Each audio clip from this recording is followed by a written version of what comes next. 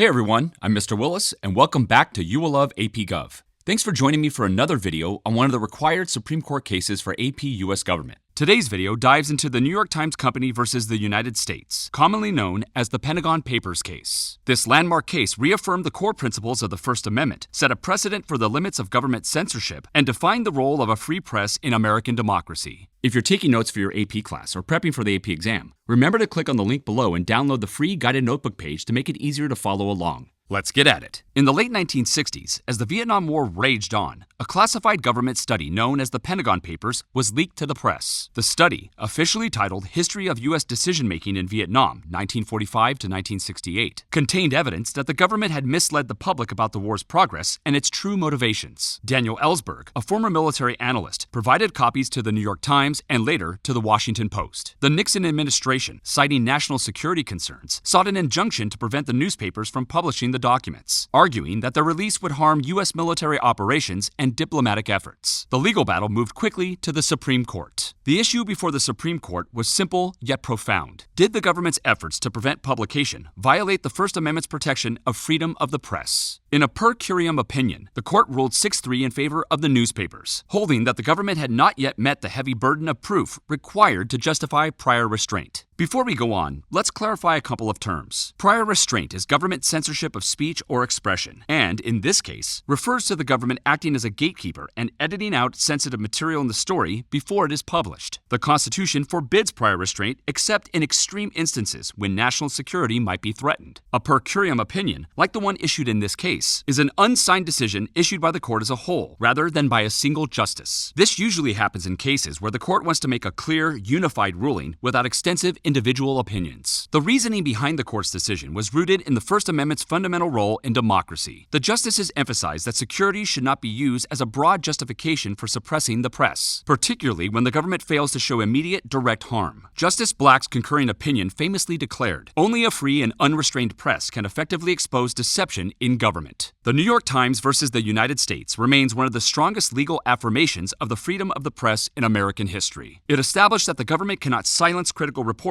without clear, compelling justification, and reaffirmed that a free press serves as a check on government power. In an era of digital leaks and classified disclosures to the media, the heavy precedent against prior restraint established by this case continues to be relevant. And that's everything you need to know about the New York Times versus the United States.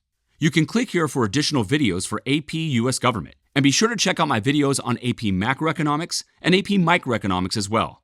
If you found this video helpful, be sure to like, share, and subscribe for more content on AP government and economics.